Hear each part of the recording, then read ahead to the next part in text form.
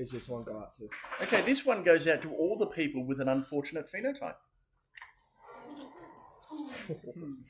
Ooh, who's he looking Why are you at? still looking at me? So, the thing what we're going to go through today is the difference between genotype and phenotype.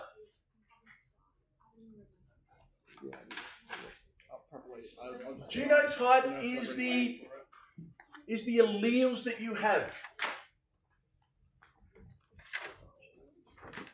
Alleles. Right, so whether you are, in very simple terms, big A, big A, big A, little a, or little a, little a. Okay? What do you call big A, big A? Homologous. Homozygous. Dominant. Homozygous dominant. What do you call big A, little a? Heterozygous. Heterozygous and Homozygous recessive. homozygous recessive. Why is the big A expressed in the heterozygous, not the little a? Epistasis. Epistasis, where the dominant masks the expression of the recessive. Sex-linked genes, they're mainly to do with the X chromosome. Yes. You can be, before we get there, you can be X big A, X big A, X big A, X little a, and X little a, and X little a. If the trait that you're talking about is autosomal, if you come to an autosomal trait, It's found on the non-sex one. you use letters. Yeah. Make sure you can tell the difference between an uppercase and a lowercase. Don't use W, don't use C, don't use S. Okay? Make it, if you do have to assign allelic symbols, so these are called allelic symbols.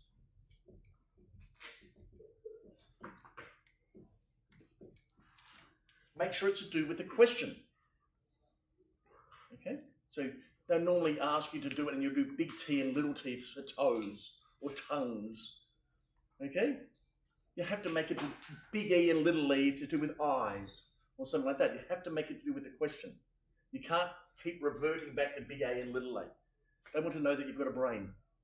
Okay? These ones here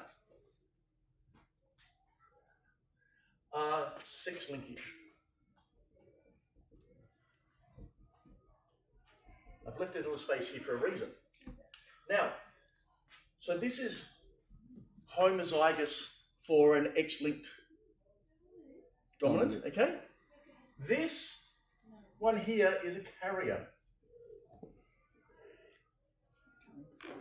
We use the word carrier because the young lady possesses the recessive allele, but she doesn't express it. Okay? And then this is homozygous recessive. Okay? For males, you've got to put the dash next to the Y to show that there's no Y equivalent on the Y chromosome. And this is why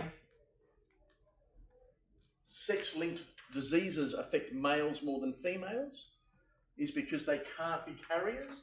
If they've got the allele for it, they must express it. Okay? You should be aware of some common X-linked dominant and X-linked recessive conditions. Hemophilia. Hemophilia is an easy one for X-linked recessive.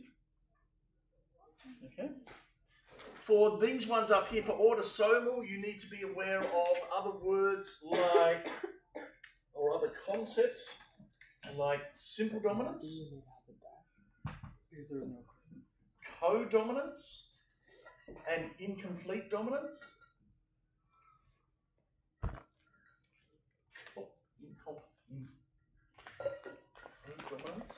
Incomplete dominance. These also give rise to monogenic,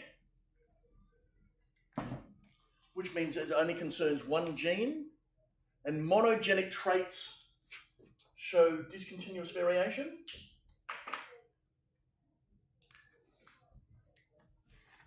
Which is limited phenotypes. You can still be multi-allelic. Multi-allelic means there's more than 2 alleles. The one that you should know about is blood groups, where there are 3 alleles. It still gives you discontinuous variation. Okay? Then we come across the idea of polygenic, which is more than one gene. It's more than one gene involved in the phenotype, and it gives us continuous variation, which is the bell curve. Okay? There's more than just a few phenotypes. You've got all these different phenotypes. Hair colour, eye colour. These ones, polygenic and continuous variation, are more likely to be influenced by the environment than monogenic. Okay? The word phenotype,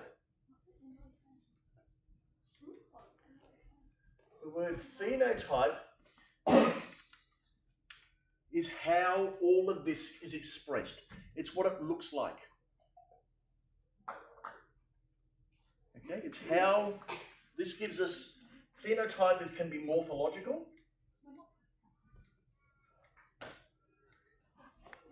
Morphological, behavioural, physiological, biochemical. So morphological is the structures you have. Behavioural is your behaviour. It's a conscious decision. Physiological is how you respond to the environment. So physiological only come into play when there is a stimulus. And biochemical is the enzymes you have. Right? So this is what the environment sees for natural selection. So phenotype is the way it looks to the environment, and then the environment will select which one has the selective advantage.